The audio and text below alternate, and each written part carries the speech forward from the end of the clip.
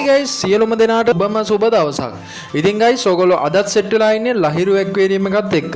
ඉතින් guys, මේ වගේ වෙනස්ම videos බලන්න ඔයගොල්ලෝ මගේ channel එක subscribe කරලා තියාගන්න. bell icon එකත් all දාලා තියාගන්න. අද අපි බලමු අපි video එකෙන් මොනවක් ගැනද කතා කරන්න කියලා. හරි ගොඩාක් කට්ටිය මගෙන් අහපු ප්‍රශ්නයකට තමයි අදත් මම පිළිතුරු දෙන්න හිතුවේ. ඉතින් guys ගොඩාක් කට්ටිය මගෙන් අහුවා ඒන්ජල්ලාට ලොකු ඒ කියන්නේ පහසුකමක් දීලාද මේ ටැංකි හදාගෙන ඊට අමතරව ඊට පස්සේ ලොකු ටැන්ක්ස් සෙටප් වලට ගිහිල්ලාද මේ මසුන් අභිජනනය කරන්න කියලා.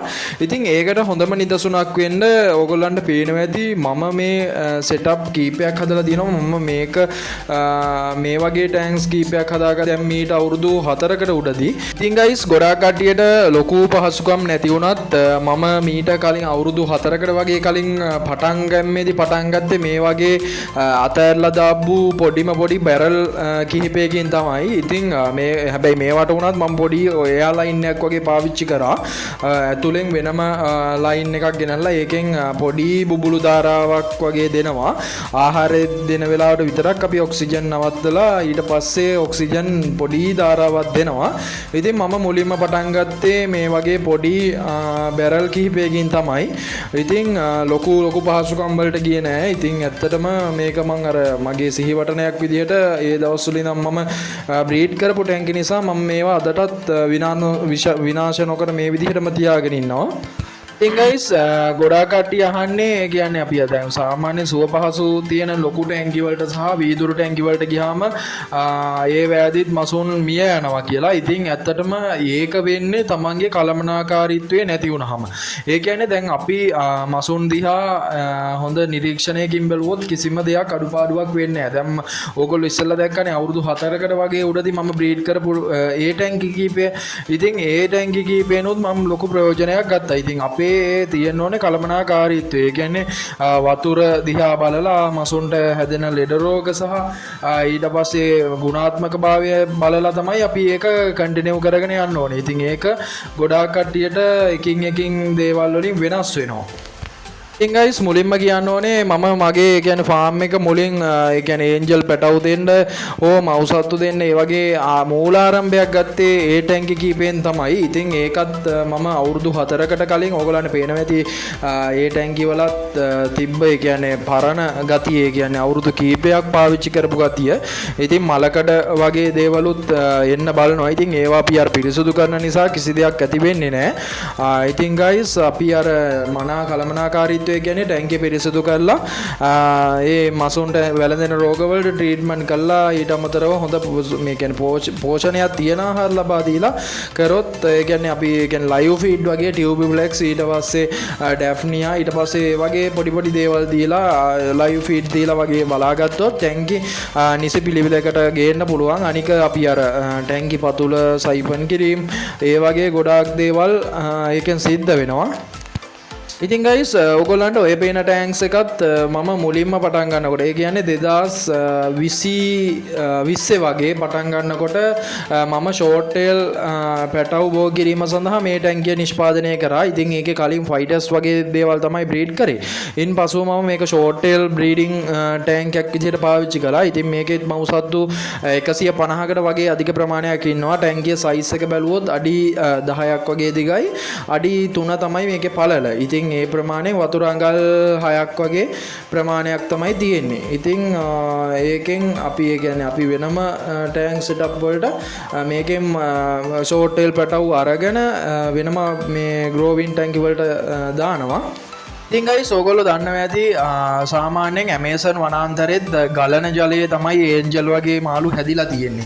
ඉතින් ඒක කාටවත් කියන්න දෙයක් නැහැ. ඒගොල්ලෝ හැමෝම දන්න දෙයක්. ඒ කියන්නේ මුළු ලෝකෙකම කතා වෙන දෙයක් තමයි ඒක.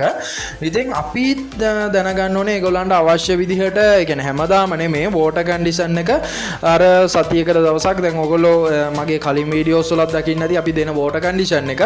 ඉතින් ඒ වගේ අපි මේ වෝටර් කන්ඩිෂන් ඒ ටැංක් ටැංකි වලට ලබා දෙනවා. ඉතින් ඒ වගේ ලබා දෙනකොට ඒගොල්ලන්ගේ පරිසරය හැදෙන්නේ ස්වභාවික පරිසරයක් විදියට. ඒ කියන්නේ දැන් Amazon වනාන්තරයේ ජීවත් වෙනවා විදියට අපි මේ ටැංකි පද්ධති නිෂ්පාදනය කරගන්න ඕනේ. අන්න ඒක තමයි ස්වභාවික පරිසරයක් ලබා දෙන එක තමයි මේකේ ප්‍රධාන ගුණාංගය.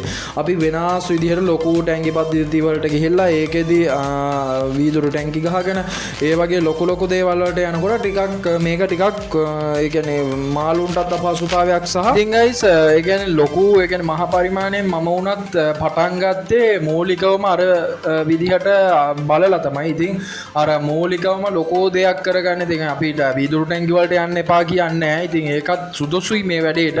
ඒ වුණාට මම නම් පටන් ගත්තේ අර ක්‍රමයට තමයි. ඉතින් ඒක මගේ ක්‍රමේ. ඉතින් ගොඩාක් කට්ටියගේ ආකල්ප සහ මේක එක මත නිසා වෙනස් වෙනවා. ඉතින් ඒක තමන්ගේ අනුකූලව සකස් කරගන්න පුළුවන් ටැංකි. ඉතින් මේ වගේ කියන්නේ මොනවා හරි ගැටලුවක් තියෙනවා නම් ඒ කියන්නේ ඒ වගේ ලොකු මේ කියන්නේ ඒන්ජල් පිළිබඳව සහ ෆයිටර්ස් අතුළු අනිකුත් මාළු ගැන මොකක් හරි ගැටලුවක් තියෙනවා නම් අපේ WhatsApp දුරකථන අංකය 076833915. ඕකට යොමු කරන්න පුළුවන්. ඉතින් ඒකේ ගැටලුවක් හරි කවුරු ඒ කියන්නේ කාට හරි ප්‍රශ්නයක් ගැටලුවක් තියෙනවා නම් මම YouTube එක හරහා හරි ඇඩ්වයිස් දෙන්න බලාපොරොත්තු වෙමින් ඉන්නවා. ඉතින් මම දැන් ඕගොල්ලන්ට ඔය පියවුන ආකාරයට අපි මේ පරණ ටැංකි පද්ධතිය මම මුලින්ම පටන් ගත්තේ ටැංකි 5කින් වගේ පොඩි ප්‍රමාණයකින්. ඊට පස්සේ තමයි මම අර ටිකක් ප්‍රොෆෙෂනල් වෙලා එකින් එක ටැංකි නිෂ්පාදනය කරගත්තේ. ඒ කියන්නේ මුලින්ම පටන් ගත්ත විදිහ නෙමේ වැදගත්. දැන් ඉන්න තැන තමයි ඒ කියන්නේ වපසරිය හදාගත්තේ. එතනින් පස්සේ තමයි ටැංකි 1 2 3 වැඩි කරගෙන ඊට පස්සේ මේ ක්‍රවුඩ් එක වැඩි කරගත්තේ. ඉතින් guys සමහරක් කට්ටියගේ ප්‍රශ්නයක් තියෙනවා ඒන්ජල් මසුන් අභිජනනය කරනකොට අභිජනනය වෙන්නේ නැහැ. එක්ක බිත්තර දානවා බිත්තර පුස් කරනවා. ඊට පස්සේ ප්‍රශ්නේ තමයි පැටව් වෙනවා. ඒගොල්ලෝ වර්ධනය වෙන්නේ නැහැ. සමහරක් කට්ටිය මැරිලා යනවා. ඉතින් ඒක තමන්ගේ පරිසරයේ දුර්වලතාවයක් වෙන්නත් ඉඩ තියෙනවා. ඉතින් ඒකට අපි කරන්න ඕනේ මූලික හේතුවක් විදිහට අපි වෝටර් සාම්පල් එකක් වගේ චෙක් කරගත්තොත් හොඳයි. ඒ කියන්නේ වෝටර් බෝඩ් එකෙන් උනත් ඕගොල්ලන්ට පුළුවන් වෝටර් සාම්පල් එකක් චෙක් කරගන්න. නැත්නම් නැග්ඩා එකෙන් වගේ අනුමැතිය අරගෙන ඒ වගේ කරගන්නත් පුළුවන්. ඉතින් ඒ වගේ පොඩ්ඩක් බලාගත්තොත් අර විලෝපිකයෝ මොනවා හරි ඉන්නවද එක්ක පැරසයිට්ස් වර්ග ඒ වගේ ෆංගස් ඊට පස්සේ pH එක කොහොමද තියෙන්නේ ඒ වගේ බලා ගන්න පුළුවන්. ඉතින් ඒගොල්ලන්ට ආවේනික මාළුවෙක් හදන එක තමයි ගොඩාක්ම සුදුසු වෙන්නේ. මෙහෙමයි දැන් සාමාන්‍යයෙන් අපි බැලුවොත් අපේ සයිඩ් ඒ කියන්නේ මගේ ෆාම් එක පැත්තෙන් මට හදන්න පුළුවන් වෙන්නේ ඒන්ජල් ෆයිටර්ස් උනාට සමහරක් කට්ටිය ඉන්නවා ඒගොල්ලන්ගේ පරිසරය හදන්න පුළුවන් වෙනත් මාළු. ඒ කියන්නේ ගප්පි ඊට පස්සේ සික්‍රිඩ් වර්ග ඊට පස්සේ ගුරාමි වර්ග ඊට පස්සේ දැන් අපි බැලුවා මලාවි ඊට පස්සේ ගොඩක් ගෝල්ඩ් ෆිෂ් වර්ග කාෆ් ඒ වගේ යන්නත් පුළුවන්. ඉතින් ඒක තමන්ගේ පරිසරය අනුව වෙනස් වෙනවා. ඉතින් ඒකත් මේකට මූලික බලපාන හේතුවක් විදිහට දකින්න පුළුවන්. ඉතින් ඒකත් ඒ කියන්නේ ලොකු ව්‍යාපාරයක් විදිහට පටන් ගන්න කෙනෙකුට ඒ විදිහට ටෙස්ට් කරගන්න පුළුවන්. නැත්නම් මගේ WhatsApp දුරකථන අංකයෙන් මතුමකින් හරි මාව සම්බන්ධ කරගෙන මට මේ ප්‍රශ්නයට පිළිතුරක් ලබා දෙන්න පුළුවන්. ඕගොල්ලන්ට ඒ කියන්නේ අදාළ තැන් සම්බන්ධ කරලා දෙන්න හරි වගේ සහයෝගයක් ලබා දෙන්න පුළුවන්. ඉතින් මතක් කරලා මගේ WhatsApp දුරකථන අංකයට මැසේජ් එකක් යොමු කරන්න ඕගොල්ලන්ට තියෙන ගැටලු ප්‍රශ්න ගැන කතා කරන්න නම් මේ වීඩියෝ එකේදීත් පොඩි අදහසක් විදිහට ඔයගොල්ලන්ට ලබා දෙන්නම් මේ ඒන්ජල් මසුන්ට ලබා දෙන වතුර ගැටලුව නිසා. ඒ කියන්නේ ගොඩාක් කට්ටියට ඒක ප්‍රශ්නයක් වෙලා තියෙනවා වතුර සම්බන්ධයෙන්. ඉතින් ඒන්ජල් මාළුන්ට අපි වතුර ලබා දෙනකොට ප්‍රධාන වශයෙන් බලන්න ඕන කරුණු කීපයක් තියෙනවා. ඉතින් ඕගොල්ලන් දන්නවා අපි කිසිසේත්ම ටැප් වතුර පාවිච්චි කරන්න බෑ. ක්ලෝරින් වතුර වගේ දේවල් ඒකට සාර්ථකත්වයක් නැහැ. ඉතින් පාවිච්චි කරන්න පුළුවන් ක්‍රම තියෙනවා. හැබැයි ඒ වුණාට මගේ අත්දැකීම අනුව මට නම් අනුමත කරන්න අමාරුයි ඒක. පුළුවන් නම් ලිං ජලය හරි ඇල මාර්ගයකින් හරි හොඳ ගලා යන පිරිසුදු ජලය විතරක් යොදා ගන්න. ඉතින් ඒකත් පුළුවන් නම් ස්ටොක් ටැංකියකින් නැවත සීසන් කරලා ඒකෙන් ලබා දෙන එක තමයි සුදුසු. මේ කියන්නේ සතියක වගේ කාලයක් ඇතුළත. වතුර කන්ඩිෂන් එකක් කොහොම හරි ටැංකිය එක වෙනස් කරන්න යනවා නම් අපි කොහොමත් සතියක් වගේ කාලයක් වතුර තියලා තමයි අපි මාළුන්ට ලබා දෙන්නේ. ඉතින් අර 100ට 20ක ප්‍රමාණයක් වුණත් ඒගොල්ලන්ට ස්ට්‍රෙස් වෙන්න ඉඩ තියෙනවා. ඉතින් ඒකත් එක්ක ලොකු දේවල් ගැටලු බලපානවා.